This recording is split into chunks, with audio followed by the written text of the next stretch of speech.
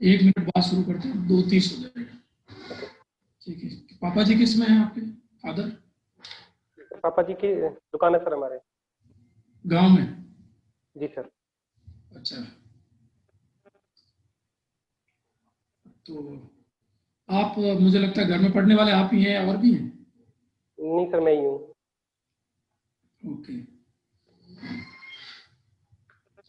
ठीक है, शुरू करते हैं। सबसे पहले तो अपना परिचय दीजिए। सर मेरा नाम विष्णु बंसल है। मैं राजस्थान के अलवर जिले का रहने वाला हूँ। मैंने अपनी स्कूलिंग खेड़ली कस्बे से की है। आवाज बंद हो गई। मैंने अपनी पोस्ट ग्रेजुएशन में एमए किया है पॉलिटिकल साइंस सब्जेक्ट से। हाँ, और वर्तमान में मैं राजकीय उच्च प्राथमिक विद्यालय नत्थी की ढाणी, तहसील अठूमर, जिला अलवर में अध्यापक पद पर कार्यरत हूँ। इस पद पर मैं पिछले 8 वर्षों से कार्यरत हूँ। ओके, तो आपका एमए पॉल साइंस में रहा है? जी सर। अच्छा, तो संविधान का कौन सा भाग है जो राज्यों के शासन से संबंधित है? सर भाग नंबर 6। आवाज कम हो गई। सर भाग 6। आवाज कम आ रही है।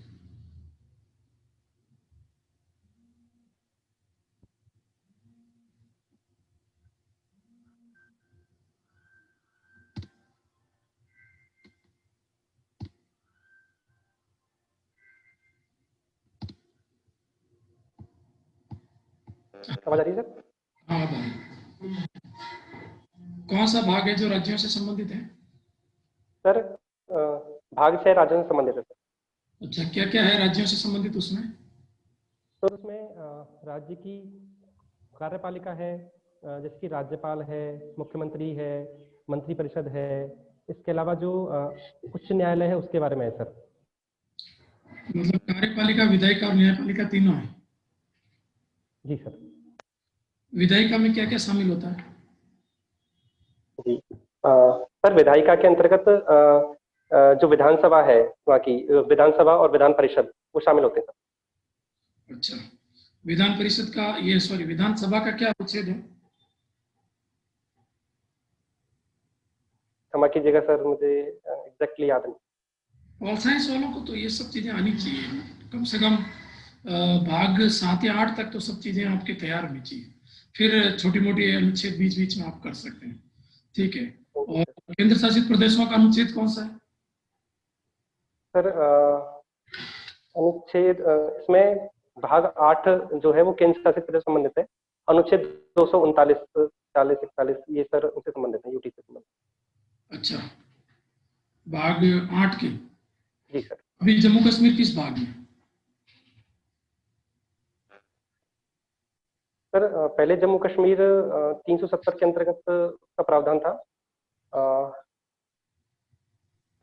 सॉरी सर, इसके बारे में जानकारी नहीं है। वर्तमान में जम्मू कश्मीर का क्या स्टेटस है, क्या है?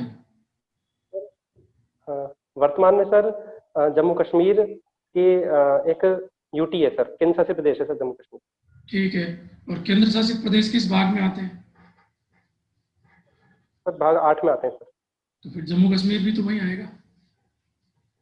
सर मुझे इस बारे में जानकारी नहीं कि क्या उसको फिलहाल में शामिल किया गया है या नहीं। अच्छा, आप बता सकते हो कि जम्मू कश्मीर एक सामान्य केंद्र शासित प्रदेश है, अभी भी कोई उसको विशेष दर्जा है? सर जो एक राज्यों को दर्जा दिया गया है, विशेष दर्जा, वो तो सर अभी भी उसे जम्मू कश्मीर को प्राप्त है सर। बाकी तो सर ये एक यूटी बन चुका है सर फिलहाल। क्या केंद्र भारत शासित का प्रदेश। संविधान जम्मू कश्मीर में लागू होता है? जी सर, वर्तमान में लागू होता है। संविधान संविधान लागू हो रहा है, इसका मतलब तो सारे प्रावधान लागू हो गए बस जम्मू कश्मीर में। सर कुछ चीजें जैसे कि राष्ट्रपति के निर्वाचन की जो प्रणाली है उसमें अभी जम्मू कश्मीर को शामिल नहीं किया गया है। इस कारण सर मैं पूरी तरह से सर आश्वस्त नहीं हूँ कि इसके सारे तो प्रावधान इसमें निर्वाचन शामिल प्रणाली में तो केंद्र शासित प्रदेश कौन कौन से शामिल है राष्ट्रपति के? हैं। पुडुचेरी और दिल्ली शामिल है सर। हाँ, तो पांडिचेरी और दिल्ली शामिल है उसमें। जी सर। ओके, जम्मू कश्मीर नहीं है। सर किस वर्तमान में नहीं। राष्ट्रपति का निर्वाचन जी सर। राष्ट्रपति का निर्वाचन किस अनुच्छेद के तहत होता है? जी सर अनुच्छेद 55 के तहत होता है सर। ओके, और निर्वाचन की प्रणाली क्या है? सर अनुच्छेद 54 और 55 में ही इन इसकी प्रणाली और इसके निर्वाचन से संबंधित प्रावधान दिए गए हैं सर। ओके, अच्छा, चलिए बात करते हैं एथिक्स की। तो नोलन समिति ने कौन से प्रशासनिक मूल्य बताए? जी सर। सर नोलन समिति ने 7 गुण बताए हैं सर। सत्यनिष्ठा, जवाबदेहिता और एक सेल्फलेसनेस और ईमानदारी, नेतृत्व का गुण और ओपननेस और एक वस्तुनिष्ठता सर। सेल्फलेसनेस क्या होता है? सर निस्वार्थता। ओके, और ओपननेस? खुलापन सर, विचार में खुला। क्या मतलब क्या है? खुलापन का क्या अर्थ है? सर यानी कि जो अपनी विचारधारा है उसमें संकीर्णता नहीं होनी चाहिए सर। किस प्रकार, उदाहरण दीजिए। सर जैसे कि किसी भी कोई मामला हमारे सामने आता है तो हम अपने अपनी जो पूर्वाग्रह है उनसे ग्रसित ना रहें और उसमें पूरी तरह से सारे डायमेंशंस में सोचें, सिर्फ एक संकीर्ण दायरे में उस संदर्भ में ना सोचें सर। ये सर ऊपर ने। ओके, और सत्यनिष्ठा क्या है? सर जो नैतिक नियम है उनका पालन उस समय भी करना जब हमें कोई ना देख रहा हो, यानी कि एक एक्सट्रीम लेवल पे अपने नैतिक नियमों का पालन सत्यनिष्ठा है। अच्छा, तो ईमानदारी क्या है फिर? सर ईमानदारी भी नैतिक नियमों का पालन है, लेकिन ईमानदारी सत्यनिष्ठा की एक आवश्यक शर्त है सर। ओके, क्या डिफरेंस है दोनों में कुछ? जी सर। क्या सर डिफरेंस? ईमानदारी तो सर हम स्टार्टिंग की एक स्थिति मान सकते हैं कि कोई व्यक्ति ईमानदार है, इसका तात्पर्य है कि वह नैतिक नियमों का पालन करता है। लेकिन सर यदि सत्यनिष्ठ है वो व्यक्ति तो इसका मतलब वह उस स्थिति में भी उन नैतिक नियमों का पालन करता है जब उसे कोई ना देख रहा हो। ओके, ये आपने गांधी जी वाली सत्यनिष्ठा बता दी है। वैसे प्रशासनिक सत्यनिष्ठा क्या होती है? सॉरी सर, मुझे इस बारे में इतनी जानकारी। अच्छा, ये मन वचन कर्म में सुसंगतता, ऐसा कुछ पढ़ा है आपने? सॉरी सर, मैं रिकॉल नहीं कर पा रहा। ओके ओके, अच्छा, टीएडी सुपर 30 प्रोजेक्ट क्या है? सर राजस्थान का जो टीएसपी एरिया है उसके अंतर्गत ये स्कीम चलाई जा रही है सर। इसके अंतर्गत 20 छात्र और 10 छात्राओं को जो सिविल सर्विसेज है उनकी निःशुल्क कोचिंग करवाई जाएगी सर। ओके, तो क्या कितने 10 और 20 कहाँ निःशुल्क, ऑनलाइन ऑफलाइन? सर ये तो निःशुल्क है और सर इसमें फिलहाल जैसे कि ऑनलाइन कोचिंग करवाई जाएगी सर वर्तमान में। ओके, एक उजियारी पंचायत कार्यक्रम है, जी सर। बताइए। सर उजियारी पंचायत कार्यक्रम के अंतर्गत किसी भी पंचायत को उस पंचायत में यदि कोई भी बच्चा ड्रॉप आउट नहीं है तो उस पंचायत को उजियारी पंचायत डिक्लेयर कर दिया जाता है सर। ओके, ड्रॉप आउट की समस्या का क्या समाधान होना चाहिए?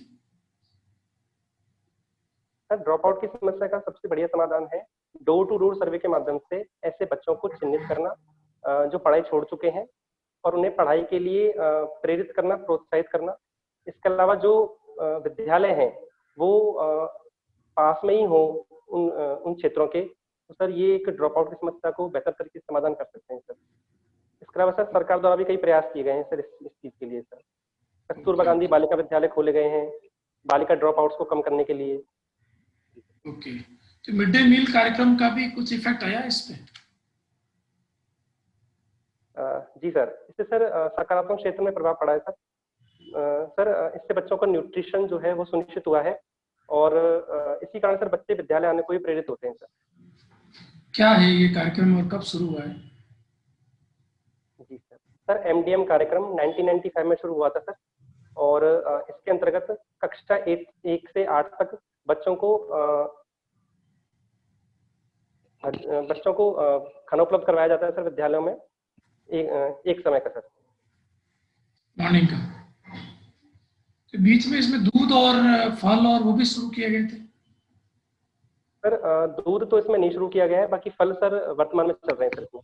दूध के लिए सर अन्न योजना संचालित है सर। कौन सी है?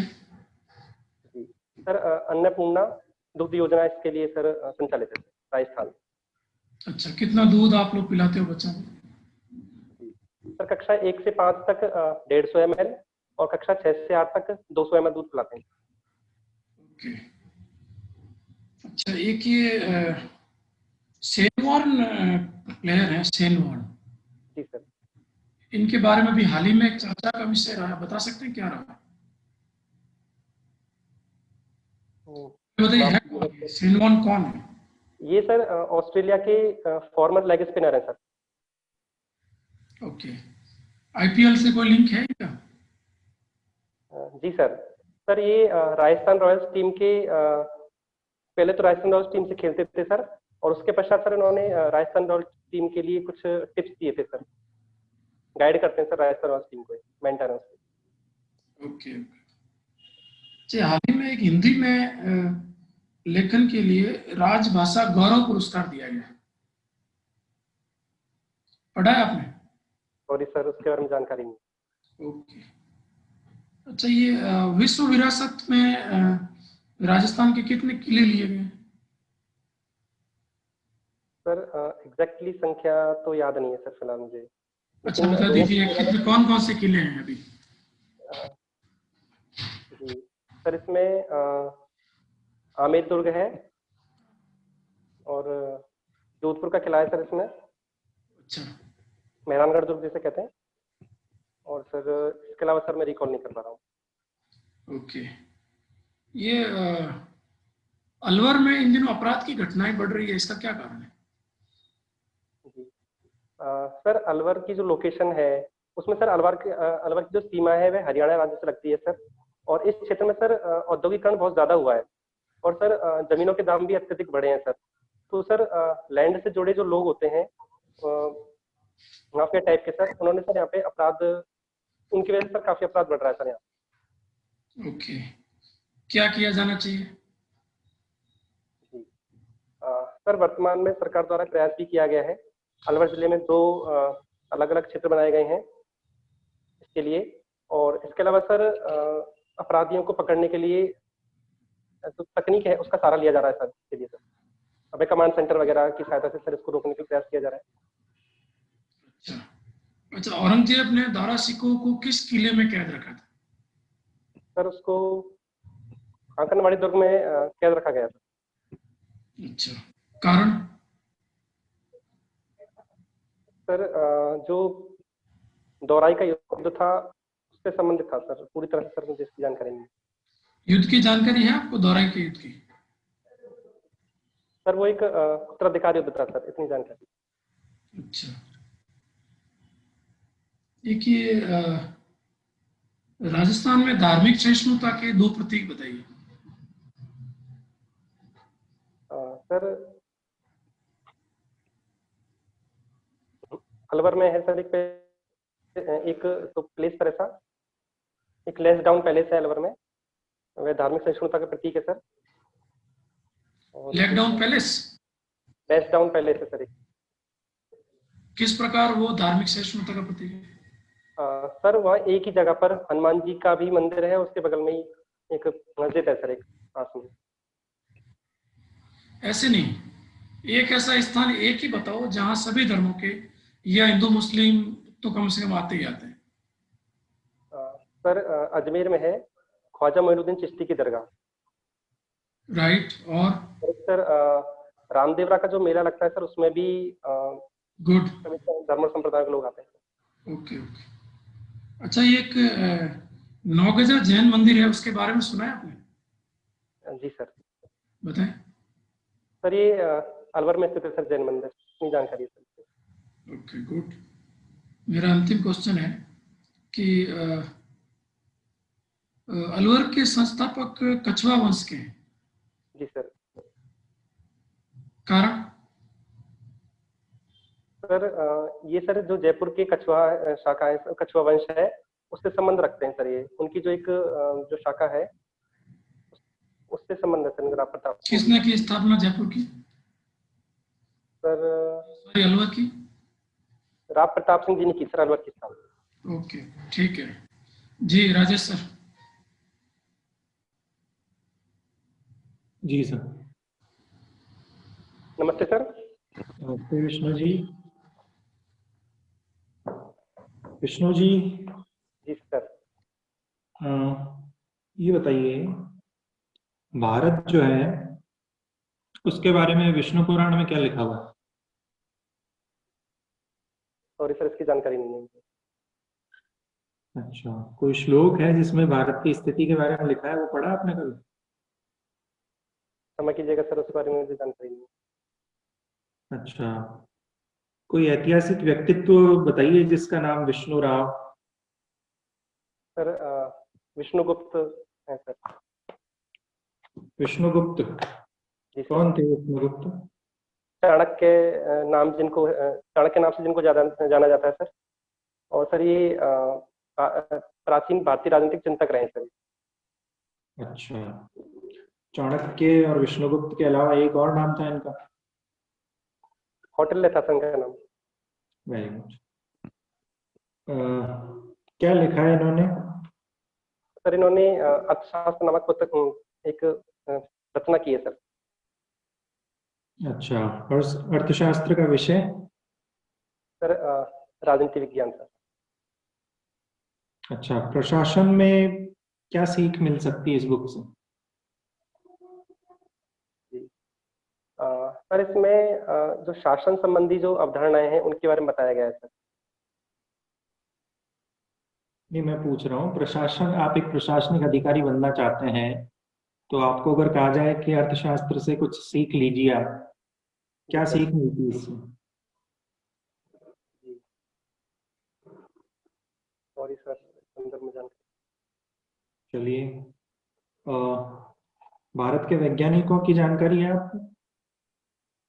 जी सर। अच्छा, ये गणितज्ञ बहुत प्रसिद्ध रहे हैं, रामानुजन। जी रामानुजन, बताइए जी इनके सर। बारे में। जी सर प्राचीन भारत ये सर वर्तमान में लगभग 100 वर्षों पहले भारत के ही एक फेमस व्यक्ति रहे हैं सर। और इन्होंने एक हार्डी रामानुजन संख्या की खोज की थी। इसके अलावा सर कई थ्योरम्स इन्होंने बनाई हैं जो कि वर्तमान में भी काफी प्रासंगिक है सर। अच्छा, इनको प्रेरणा कहाँ से मिली गणित पढ़ने की? और सर इसकी जानकारी नहीं है मुझे। अच्छा, कौन से स्टेट से बिलोंग करते थे, पता है? सर पश्चिम बंगाल से बिलोंग करते थे। नहीं, सॉरी सर रामानुजन नाम से आपको पता चलना चाहिए था कुछ। सॉरी सर, मैं एग्जैक्ट रिकॉल नहीं कर पा रहा हूँ। पूरा नाम तो पता है आपको इनका? जी नहीं सर, मुझे पूरा नाम नहीं पता। चलिए, कोई बात नहीं। चलिए, इतिहास में भी कुछ गणितज्ञ हुए हैं भारत से, जी सर। नाम बताइए उनके। सर आर्यभट्ट हुए हैं सर। और सर और याद नहीं आ रही। एक राजस्थान से भी थे। माफ कीजिएगा सर, और याद नहीं कर पा रहा हूँ। ब्रह्मगुप्त जी का नाम सुना आपने? जी सर। तो ये तो आपके, जब राजस्थान जी के पढ़ा होगा आपने प्री और मेंस के लिए, तब आया होगा आपके सिलेबस में। जी सर, मैं याद नहीं कर पाया सर इनका नाम। चलिए, कोई बात नहीं। आर्यभट्ट सिर्फ एक ही नाम जानते हैं आप गणितज्ञों? जी सर। चलिए, इनके क्या योगदान है गणित के क्षेत्र में? सर इन्होंने पाई के मान के बारे में बताया था सर। और सर इन्होंने कुछ पुस्तकें भी लिखी थी गणित से संबंधित। अच्छा, शून्य और दशमलव के बारे में जानकारी है आपको? जी सर। कैसे इनकी खोज हुई? सर इस बारे में तो जानकारी नहीं है कि किस प्रकार खोज हुई सर। चलिए, किसने खोजा शून्य, किसने खोजा ये बताइए। जी सर आर्यभट्ट जी के बारे में कहा जाता है कि इन्होंने शून्य की खोज की थी। मैंने कुछ और पढ़ा है। सॉरी सर, मुझे इस संदर्भ में इतनी जानकारी।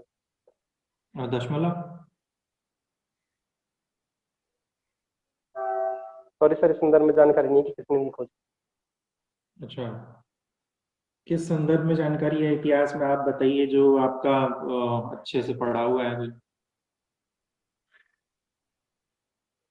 सर अलवर का इतिहास पढ़ा हुआ है सर। अलवर का भारतीय इतिहास में? सर फिलहाल ऐसा कोई क्षेत्र नहीं है जो इतने अच्छे से तैयार होता है। अच्छा, चलिए सिंपल सा क्वेश्चन पूछते हैं आपसे, क्या भारत विभाजन को टाला जा सकता था?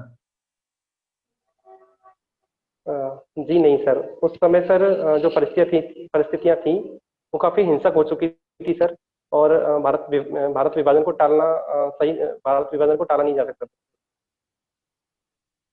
अच्छा, चलिए पॉलिटिकल साइंस से एमए किया आपने, ये बताइए जस्टिन ट्रूडो कौन है? सर दो क्वेश्चन रिपीट करेंगे सर। Justin Trudeau? ये सर प्रधानमंत्री हैं, कनाडा के प्रधानमंत्री हैं सर ये। अच्छा, अभी क्यों चर्चा में है ये? भारत से रिलेटेड कोई बयान दिया है क्या उन्होंने? जी सर, वर्तमान में सर जो एग्री बिल्स को लेकर विरोध हो रहा है उसमें इन्होंने फार्मर्स का समर्थन किया है सर। अच्छा, तो इसके पीछे क्या कारण मानते हैं आप, क्यों समर्थन किया उन्होंने? पंजाब के जो किसान है सर, पंजाब के काफी लोग सर वहाँ पे रहते हैं, इस वजह से सर इन्होंने उनके पक्ष में बयान दिया है सर। अच्छा, राजनीतिक फायदे के लिए? जी सर। अच्छा, कैलिफोर्निया कहाँ पर है? अमेरिका में है सर कैलिफोर्निया। अच्छा, कैलिफोर्निया है क्या अमेरिका में? कोई सिटी है या क्या है?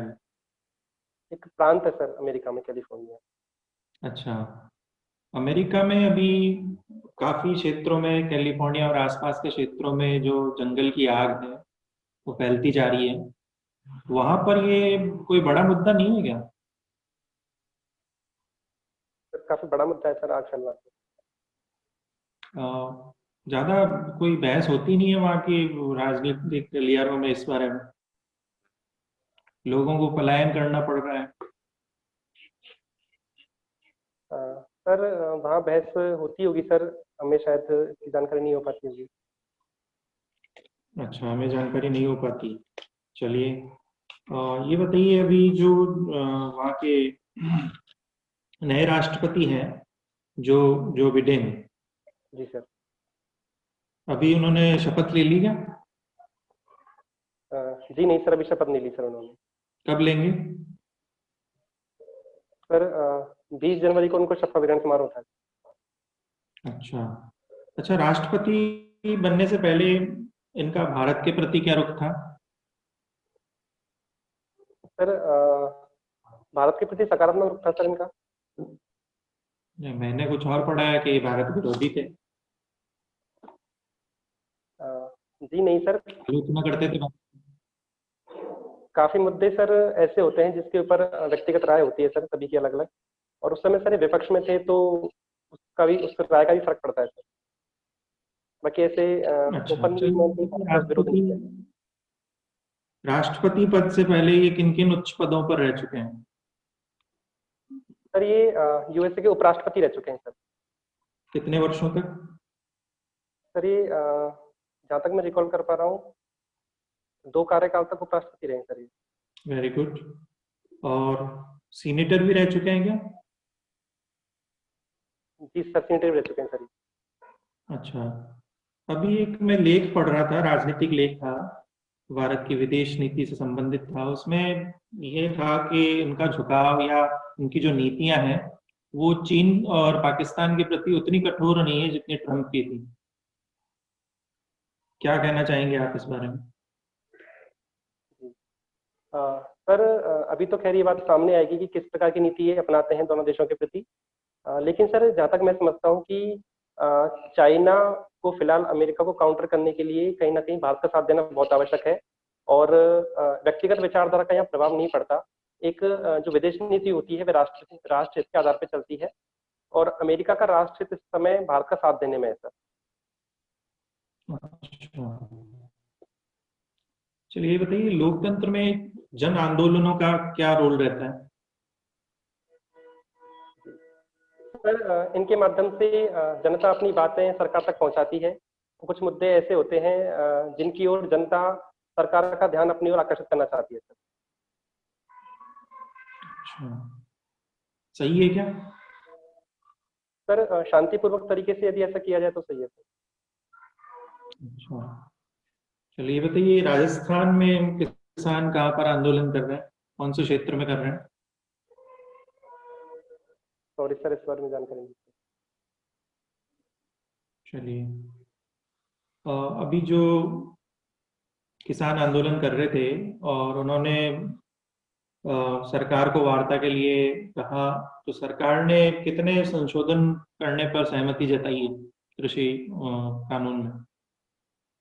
अ, सर उन्होंने जो भी किसानों की मांग थी उनके ऊपर जैसे कि एमएसपी का मामला है, और जो न्यायालय में मामला नहीं जाता था पहले पहले वाले बिल में, उसके ऊपर भी बातचीत करने की बात कही है सर। बाकी सर एग्जैक्ट मुझे पता नहीं कितने संशोधन होते सर उन्होंने मांगे मांगे। अच्छा, चलिए अंतिम प्रश्न मेरा ये बताइए, अभी विश्व में कितनी तरह की वैक्सीन बन रही है कोरोना की? सर एग्जैक्ट नंबर तो मुझे नहीं पता, लेकिन कुछ नाम पता है जो फेमस वैक्सीन नाम नहीं पूछ रहा हूँ मैं, प्रकार पूछ रहा हूँ वैक्सीन्स के, कितने प्रकार है? 5 है, 2 है, 10 है, कितने? नाम नहीं पूछ रहा वैक्सीन के। 3 प्रकार की वैक्सीन सर वर्तमान में, अच्छा, 3 प्रकार की वैक्सीन बन रही है सर वर्तमान में। सर्वश्रेष्ठ किस कौन सी तरह की है? Sir mRNA based vaccine services बताई गई है सर। क्या होता है ये mRNA? सर ये RNA का एक प्रकार होता है सर, मैसेंजर आरएनए बोलते हैं सर इसको। और इस प्रकार की वैक्सीन में सर जो जीन होता है उसका जो जेनेटिक विशेषता होती है उस वायरस की, उसको उसमें इंजेक्ट कराया जाता है। उसके पश्चात हमारे शरीर में प्रोटीन का निर्माण होता है। इस प्रकार से कार्य करती है सारी वैक्सीन। ठीक है, धन्यवाद। जी अतुल ललित सर। जी सर, अतुल सर।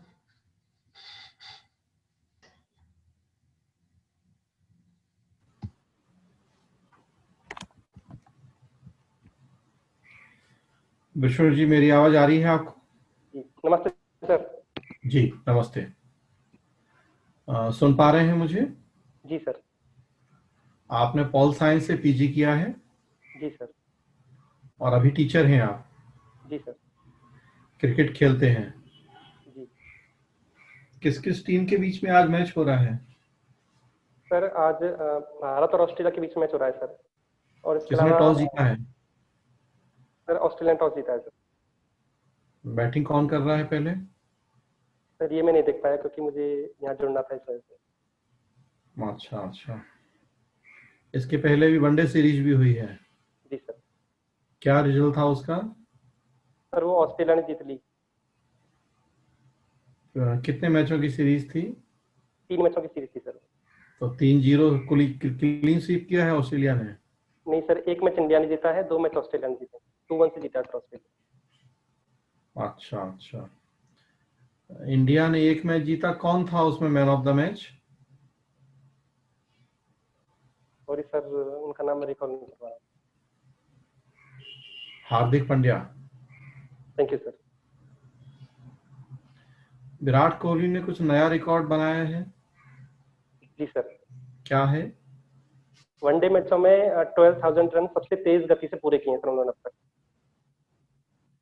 किसका रिकॉर्ड तोड़ा है? सर श्री सचिन तेंदुलकर जी का रिकॉर्ड तोड़ा है सर उन्होंने। कोहली ने कितने मैच खेल के ये रिकॉर्ड बनाया है?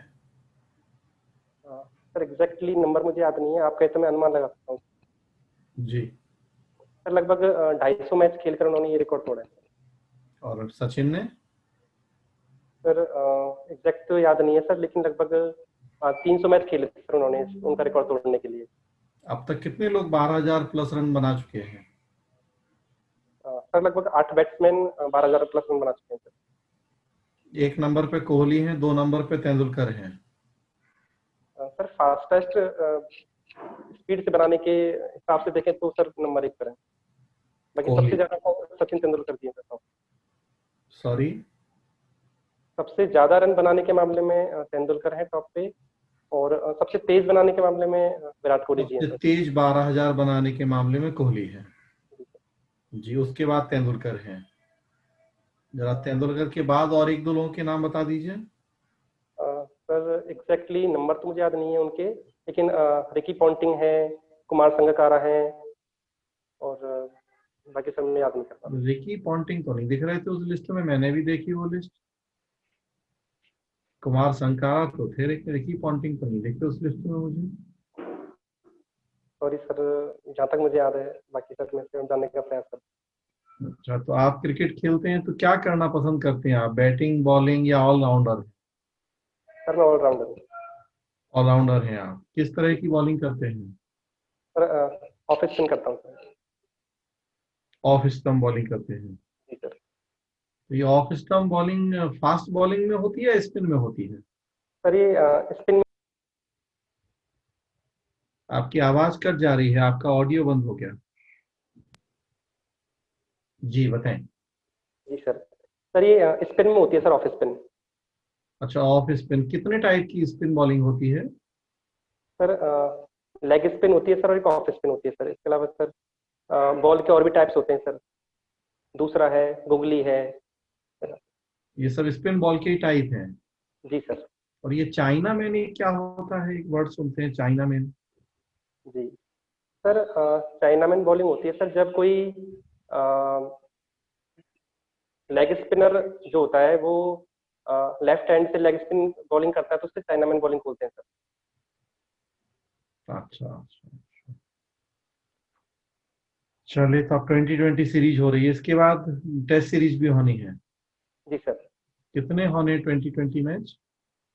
सर 3 2020 मैच होने सर। अच्छा, एक विवाद अभी कुछ चल रहा है कि जो कोच है उन्होंने कैप्टन को नहीं बताया कि रोहित शर्मा को चोट लगी है या जो भी, ये क्या इशू चल रहा है? सर ये रोहित शर्मा जी के चोट को लेकर विवाद चल रहा है सर। आईपीएल खेलने के दौरान सर वो इंजर्ड हो गए थे सर, और उनकी इंजरी को लेकर संशय बना रहा सर पूरे टाइम तक। तो इस वजह से सर एक गफलत का माहौल बन गया कि वो खेलने के लिए फिट है या नहीं है। इसके अलावा सर ऑस्ट्रेलिया में खेलने के लिए उनको 14 डेज का क्वारंटाइन भी करना पड़ेगा। इस वजह से सर ये गफलत का माहौल पैदा हो गया सर। ओके, अच्छा अच्छा। चलिए, आप पॉलिटिकल साइंस के स्टूडेंट हैं, थोड़ा बताइए मुझे उदारवाद क्या होता है? सर उदारवाद से तात्पर्य है जो अपनी नीतियां हैं वो अन्य देशों के प्रति थोड़ी सॉफ्ट रखना, और उनके साथ सकारात्मक व्यवहार करना सर उदारवाद होता है। मतलब ये विदेश नीति के संदर्भ में होता है उदारवाद केवल? सर जी नहीं सर, ये अर्थव्यवस्था जो आर्थिक संबंध होते हैं उनके क्षेत्र में हो सकता है सर, और जो अपनी विदेश नीति होती है उसके संबंध में हो सकता है। अर्थव्यवस्था के क्षेत्र में और मूल अधिकार के क्षेत्र में क्या है उदारवाद का मतलब? सर अर्थव्यवस्था के क्षेत्र में ये है कि कोई देश अन्य देशों के साथ किस प्रकार से आर्थिक संबंध स्थापित करता है, उसमें कितना अन्य देश को अपने देश में व्यापार करने के लिए छूट देता है सर, ये उदारवाद है सर। 17वीं 18वीं सदी में उदारवाद आया था तो उस समय तो ये कहीं मुद्दा ही नहीं होता था कि एक देश दूसरे देश को, ये तो आज के समय की बात कर रहे हैं आप। मैं तो उदारवाद का कॉन्सेप्ट पूछ रहा हूँ ना कि वर्तमान कॉन्सेप्ट पूछ रहा हूँ आपसे। सॉरी सर, मुझे उसके बारे में ज्यादा जानकारी नहीं है। उदारवाद और नव उदारवाद में क्या अंतर है? क्षमा कीजिएगा सर, मुझे इसके बारे में ज्यादा जानकारी नहीं है। साम्यवाद और समाजवाद में क्या अंतर होता है? जी सर, साम्यवाद से तात्पर्य है कि जो व्यक्ति को कार्य है वो उसकी योग्यता के अनुसार मिले, और जो वेतन है वो उसकी आवश्यकता के अनुसार मिले। और सर समाजवाद में इस प्रकार का ही कंसेप्ट होता है, लेकिन जो समाजवाद है वो हिंसा का समर्थन नहीं करता, क्योंकि जो साम्यवाद है वो हिंसा का समर्थन करता है। किसने दिया था साम्यवाद का विचार? सर ये कार्ल मार्क्स जी का जो साम्यवाद है इसके बारे में जानकारी सर। कार्ल मार्क्स ने कहा था कि धर्म अफीम के समान होता है, क्या मतलब है इस बात का? सर उनका ये कहना था कि धर्म एक ऐसी चीज है जिसके आधार पर लोगों को वर्गलाया जा सकता है, मूर्ख बनाया जा सकता है। इस कारण सर वो उन्होंने धर्म के बारे में ये बात कही थी सर। आज ये विचार कैसे प्रासंगिक है या नहीं है? सर जो वर्तमान में पूरे विश्व में एक किसी धर्म के प्रति जो एक अवधारणा बनी हुई है, उस संदर्भ में सर ये प्रासंगिक है। कट्टरता को लेकर, धार्मिक कट्टरता जो है उसके खिलाफ इस प्रकार की बात की जा सकती है सर। भारत के संदर्भ में अगर बात करें तो थोड़ा एक उदाहरण देके बताइए मुझे। सर यहाँ पर जो धार्मिक संप्रदाय जो है, और जैसे कि धार्मिक जो सौहार्द है उसको बिगाड़ने की जो प्रयास करते हैं, उनके संदर्भ में सर ये बात बिल्कुल सटीक बैठती है, क्योंकि वो एक अतिवाद के दौर से गुजरते हैं सर, और धर्म का जो बेसिक कंसेप्ट है उस पर ध्यान नहीं देते सर। धर्म और राजनीति के गठजोड़ के संदर्भ में अगर हम इस स्टेटमेंट को पूछें आपसे तो सर धर्म और राजनीति का ऐसा कोई गठजोड़ तो नहीं होता सर, लेकिन कुछ सांप्रदायिक ताकतें होती हैं या फिर कुछ राजनीति, संकीर्ण राजनीति करने वाले लोग होते हैं, वो इसका गठजोड़ करके सर इसका लाभ उठाने का प्रयास करते हैं। तो आपको लगता है कि वहां पर कार्ल मार्क्स का वो विचार धर्म अफीम के समान है, सही होता है, लोग इस आधार पर वोट करते हैं? जी नहीं लगता सर, मुझे तो पूरी तरह से तो सर ये सही नहीं है कि धर्म को ध्यान में रखते ही लोग वोटिंग करते हैं। लेकिन उन्होंने धर्म के बारे में जो अफीम वाली बात कही थी, वो इसके अतिवाद को लेकर कही थी सर, कि इसके बेसिक कंसेप्ट को भूल कर जो कुछ रूढ़ियां हैं उनकी तरफ ध्यान देकर जो धर्म के मामले में लोग अंधे हो जाते हैं, उसके बारे में सर उन्होंने बताया था। ओके, चलिए, कोड ऑफ कंडक्ट क्या होता है? सर ये एक आचार संहिता होती है। इसके अलावा कुछ नियम होते हैं सर, जिनके आधार पर कोई भी सर्विस है या फिर हमारा जो आचार विचार है वह नियंत्रित होता है सर। और कोड ऑफ एथिक्स क्या होता है? सर ये नैतिकता के या नैतिक आचरण के नियम होते हैं सर। दोनों में अंतर थोड़ा बताइए मुझे, फिर क्या हुआ कोड ऑफ कंडक्ट और कोड ऑफ एथिक्स में अंतर क्या हुआ? सर कोड ऑफ कंडक्ट तो जैसे कि कोई भी व्यक्ति, जैसे कि मैं हूँ, मैं किसी सर्विस में कार्य कर रहा हूँ, तो उसकी कोड ऑफ कंडक्ट है, मुझे किस प्रकार से अपना कार्य करना है, किस प्रकार का वो करना है। और कोड ऑफ एथिक्स का मतलब ये हो गया सर, मुझे किस प्रकार से जो मेरी नैतिकता है उसके बारे में सर मुझे व्यवहार करना है सर। कोड ऑफ कंडक्ट में क्या क्या बातें शामिल होंगी, थोड़ा उदाहरण देके समझाइए इस बात को। जी सर, जैसे कि वर्तमान में इलेक्शन का दौर चल रहा है, तो इसमें किसी भी प्रत्याशी द्वारा किस प्रकार के कार्य नहीं किए जाने चाहिए, कौन कौन से कार्य वर्जित हैं, वो सर आचार संहिता के अंतर्गत आते हैं। और कौन से कार्य करने हैं, कौन से कार्य नहीं करने हैं, इनके बारे में सर बताया जाता है sir code of conduct. Rajasthan में क्या है, दोनों हैं या कोई एक है? कोड ऑफ कंडक्ट है सर, उसके बारे में सुना है मैंने, कोड ऑफ एथिक्स के बारे में नहीं सुना। कोड ऑफ एथिक्स नहीं है राजस्थान में? सुना नहीं है सर, सॉरी, मुझे इसके बारे में जानकारी नहीं। अच्छा, आपको जानकारी नहीं है उसके बारे में। चले, कोई बात नहीं। ये बताएं कि ये डिजिटल आतंकवाद क्या होता है? आजकल न्यूज़पेपर में बड़ा चर्चा में डिजिटल आतंकवाद। जी सर, इसमें साइबर के माध्यम से, जो साइबर के प्रोसीजर है उसके माध्यम से सर विभिन्न प्रकार की अफवाहें फैलाकर लोगों को भड़काने का प्रयास किया जाता है सर, और सांप्रदायिक सौहार्द बिगाड़ने का प्रयास किया जाता है सर, ये साइबर आतंकवाद है। इसके अलावा कई ईमेल्स भेजकर या फिर वायरस भेजकर ईमेल्स के थ्रू लोगों को सर परेशान करना, ये सब प्रकार के आतंकवाद में आता है सर। ओके, चलिए, एक लास्ट प्रश्न का जवाब दीजिए। एल्टन मेयो का ह्यूमन रिलेशन थ्योरी क्या थी? सर उन्होंने ये बताया था कि किस प्रकार से ह्यूमंस जो वहाँ पे उनकी फैक्ट्री में काम करते हैं, उनके साथ किस प्रकार से रिलेशन स्थापित किए जाए ताकि वो अधिक से अधिक आउटपुट दे सकें सर।